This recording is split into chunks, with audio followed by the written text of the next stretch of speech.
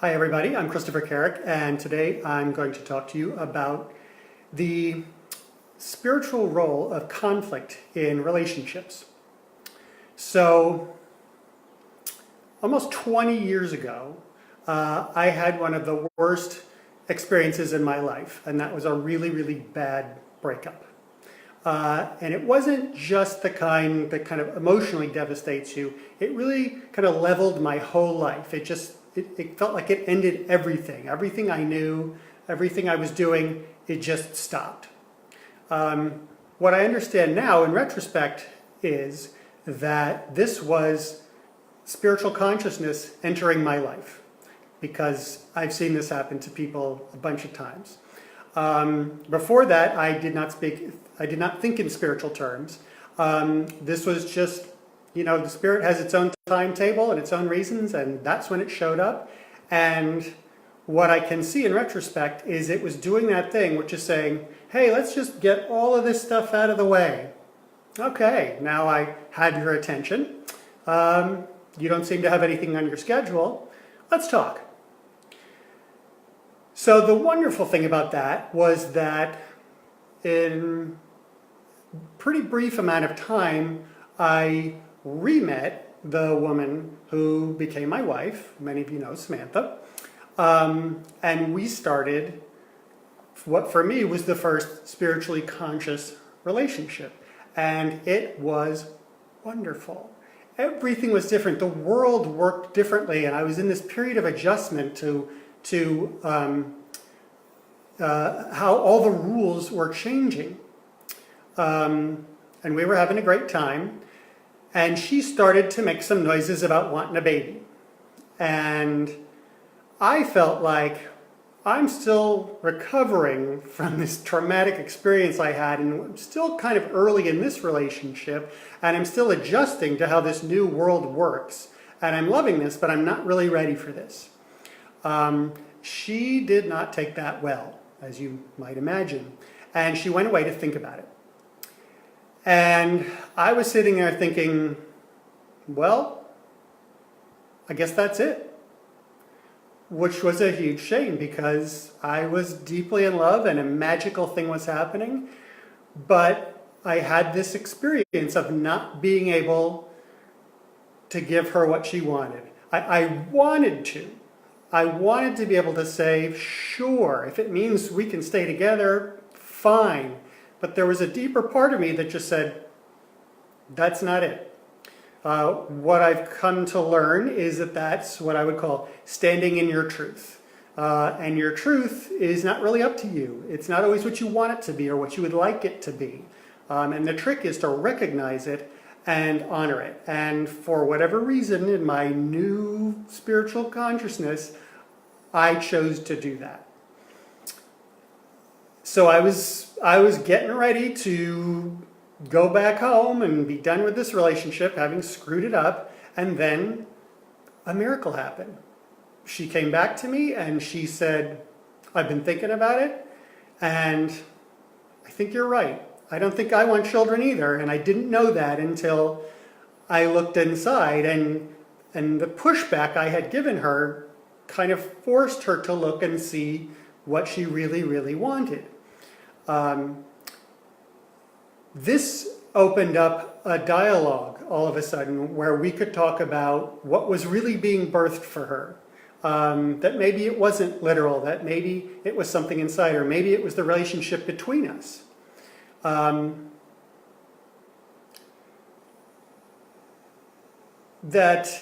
was able to point out that her animals were really her children. And in all of the ensuing years, I can say that the only time I ever see maternal energy in her is relative to our pets.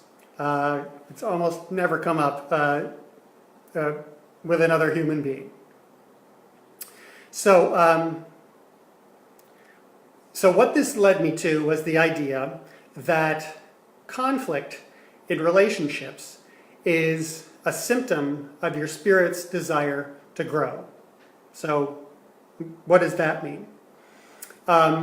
First, I would make the distinction between the ego and the spirit. So the ego is our idea of ourself. It's how we think of ourself. It's my height and my weight and my color, where I'm from, all of these things which are facts, but also things I want to believe about myself, I want to portray about myself.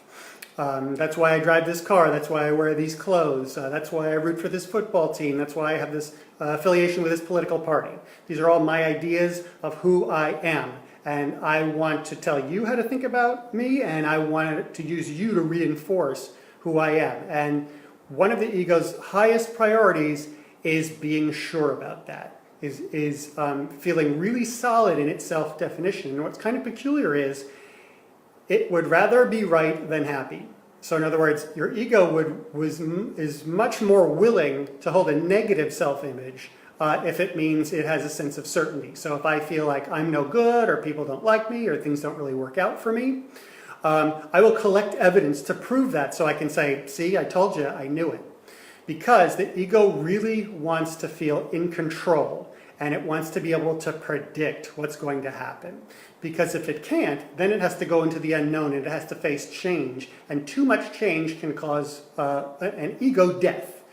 Which is when you can fundamentally no longer think of yourself the same way. And like anything, the ego does not want to die, and it does pretty much what it has to do to avoid that.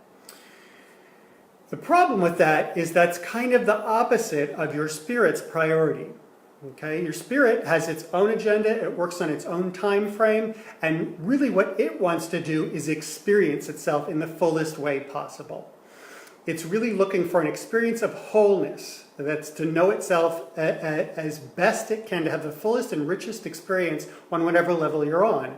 And some time will pass, and then it'll say, time to move up a level, and it'll start to try to include new information. So there's a fundamental tension between the ego and the spirit. And there's this kind of New Age fantasy, I would say, that we could transcend the ego. And while I would say, sure, that's possible, I don't run into those people a whole lot. You know, not a lot of people get to be Buddha. So I would say for most of us, really, the challenge or the opportunity is to learn to live with both of these things. It's sort of like holding two contradictory thoughts at the same time. And in a lot of ways, that not only defines the human experience, but really gives it a lot of depth and richness. So the way I think about it is that our challenge is to bring the ego and the spirit into balance. And balance doesn't mean 50-50. It's much more of a sense of dynamic balance. I think of it like surfing, except each foot is on a different board. So you're constantly kind of riding this flow and adjusting. And in a way, the spiritual path is about keeping those two aspects in right relationship. And when push comes to shove, when it really gets hard, making a choice consciously about which one has authority, which one you're going to honor. So in my example with my wife, when it was really hard and I didn't want to lose that relationship that was so important and so transcendent for me, I still, for whatever reason, made the choice to honor my spirit's voice. So the spirit's priority is really to grow and to know itself. And the ego likes growth, but it really wants to grow. Its definition of growth is to be the best version of who I am, but not to outgrow myself. Whereas the spirit is looking to always exceed itself and reinvent itself and know itself more.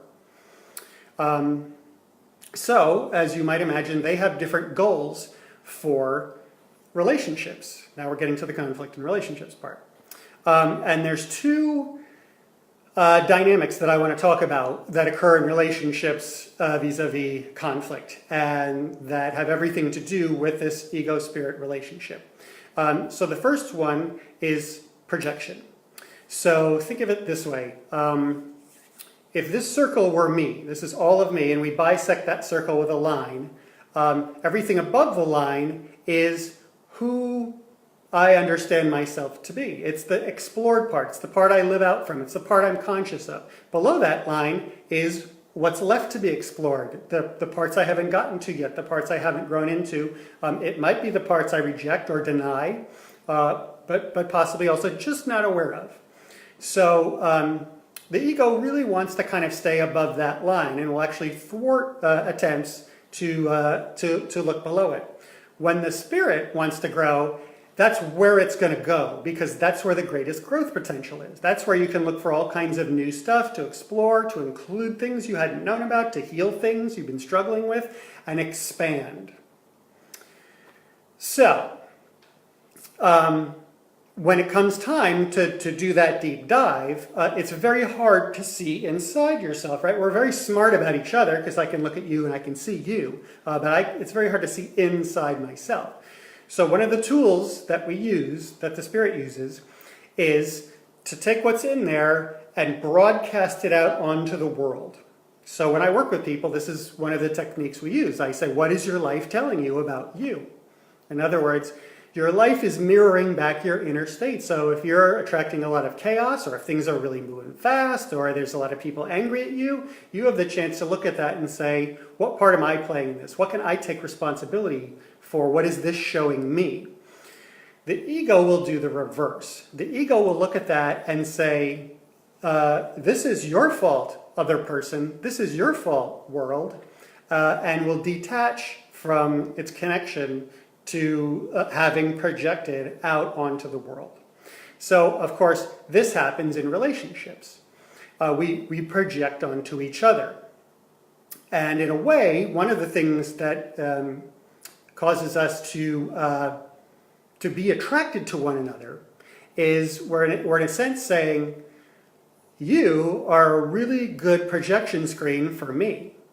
We have really compatible dysfunction in a way. We're saying, when you put us together, this will stir stuff up. This is the spirit's voice, and bring things to light so that they can be examined and worked through. This is obviously very threatening to the ego. So I want to talk about 3 ways that this works in relationships.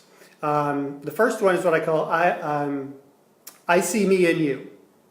So in that first relationship I was having, the disaster one that leveled my life,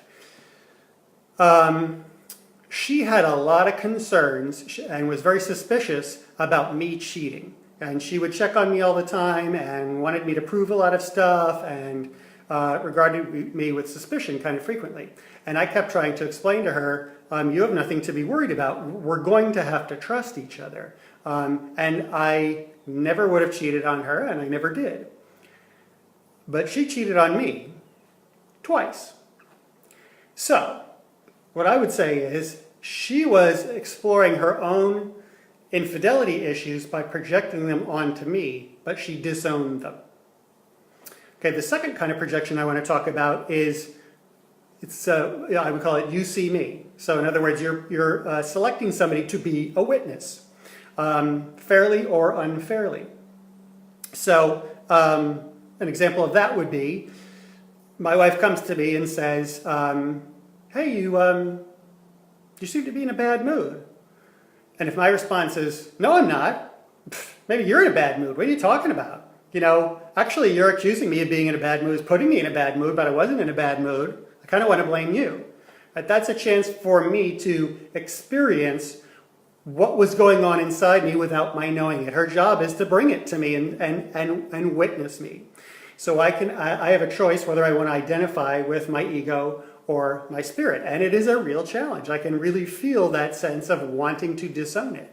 And it shows me how much I don't want to look at it, which from a spiritual point of view is really telling me how much growth potential there is there. Right? The harder it is, the richer it is, the more value it's holding. Now, when I work with people, a lot of times they'll say, well, the other person isn't always right, though. So, I mean, sometimes they're going to accuse me of stuff that isn't true. And, of course, I would say, yes, sometimes they're projecting onto you, and that's a thing to notice, too. Instead of feeling attacked, it's to come to consciousness and ask yourself, is this true? Is this person projecting onto me? In which case, I don't have to take it on. But the other way to look at it is sometimes they're showing us something, they may not be right, but they're showing us something that needs to be looked at. So an example of that would be, a long time ago I had a friend who was in a bad relationship, and at a certain point, all our interactions devolved into her complaining about him. And how it was all, it's not me, it's him, right? I mean, he's a bad person. Look at what he's doing. I don't deserve this. And I finally got to the point where I had to say, look, I'll grant you all of it. How about that? You're right, and he's wrong. So I think the question you have to ask yourself is, why are you still with him? In other words, what he may be doing is showing you what you're willing to put up with, how you're not willing to take care of yourself. So that's a second. That's a second version of projection. And the third one is what I would call "I take it out on you," which is pretty much when you have a bad day at work and you come home and you kick the dog, right? So this is where I take something out on my partner, my anger or my fear or something like that, and I get to see their response. And again, I have a choice. I can have the ego response, which is see what you made me do, or don't look at me that way, that kind of thing. Or I can say, whoa, I got something going on. I got something to look at, I'm sorry, but the good news is you helped me notice it. So if we're able to stay conscious in these situations, we can ask ourselves, what's my part? What's this really showing me? And also, what's really going on here? In other words, what's this a symptom of? This is sort of the, when you're fighting over little things, when you just can't, believe that he won't put the laundry in the hamper. I would say in a lot of ways, this is usually, there's a bigger thing that doesn't want to be faced, and so it has to be expressed, so it's going to come out over safe things. So when you notice that it's something small, you can say, what's this really about? This is really just a symptom of something smaller. Now, of course, the ego is going to want to deny this. It's going to want to say, indulge in the fantasy that if I just could fix this symptom, the whole thing would be better. And that becomes like a whack-a-mole thing. Like the symptoms never end. This is a little like, when the smoke detector goes off and the solution is to take out the battery. Well, one of these days there's going to be a fire maybe. And, no battery, no warning, and you get burned. The second dynamic of relationships that I want to look at is what I would call compensation. So this is, as I was talking about before, the spirit is seeking wholeness. And if we're not able to take care of that ourselves, we are going to look for somebody else to complete it. In other words, if I don't have enough self-esteem, I don't feel good about myself, I don't think I'm worthy of love, and I'm not willing to handle that, I'm going to look for somebody else to fix it for me. This is sort of that Jerry Maguire thing of you complete me, which sounds very dramatic. It sounds very romantic, but it's actually kind of an unhealthy thing. So in other words, this is two fragments coming together to create the illusion of wholeness. The problem is that what this creates is dependency. Now I need you. I can't produce this self-esteem. I can't produce this self-love on my own, so you can't go anywhere. And that will cause a lot of conflict and resentment because, in a sense, I'm dependent on you. So, an example of that would be a thing I used to do, sort of an earlier incarnation of what I do now, that I would do with girlfriends, which is I would try to promote their healing. I would try to get them better, help them with their personal growth. What I didn't really realize I was doing was, in a sense, I was obligating them to me. I was saying, you need me to fix you. So obviously you can't go anywhere, and I'm demonstrating my worth. So you're never going to want to give up this valuable thing. So what I would bring this back to now is back to the baby story. What I was experiencing in that moment was standing in my truth and discovering that conflict in a relationship is a symptom of your spirit's desire to grow. So in that moment, I was looking at something that I wanted almost more than anything else, but I was willing to risk losing it because I, I, I wouldn't do it at the cost of my spirit, is how I would say. I did it when it was hard, and when I honored my spirit, it allowed her to honor her spirit, and we could come together as two wholes. Two whole people, two whole spirits. And that's when you go from fighting over power, competing for power, having to make the other person wrong in order for you to be right, to a win-win situation and really expanding that power. We both came out of it better. The last thing I'll say is the most astounding thing she said to me after she came back and said, maybe I don't want a baby, was every time before that, when she had had a fight with somebody, it never really got better. You know, you kind of smooth things over and you get used to it and you deal with it. But in this case, she actually came out of it feeling better about me, which, as I said before, was a miracle. So thank you for listening. And if you want to hear more stuff like this, I would encourage you to join my Facebook group. It's called Your Spiritual Adventure. Hope I see you there.